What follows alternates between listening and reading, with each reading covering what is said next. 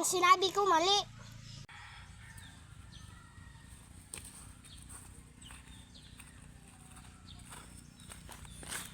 Nandito na naman. Ayaw mo ako makita, pupunta na lang ako doon. Pero isang kondisyon, wag mo sa ako na yan. Oo nga. Laman yan. Secret yun. Parang puntahan natin.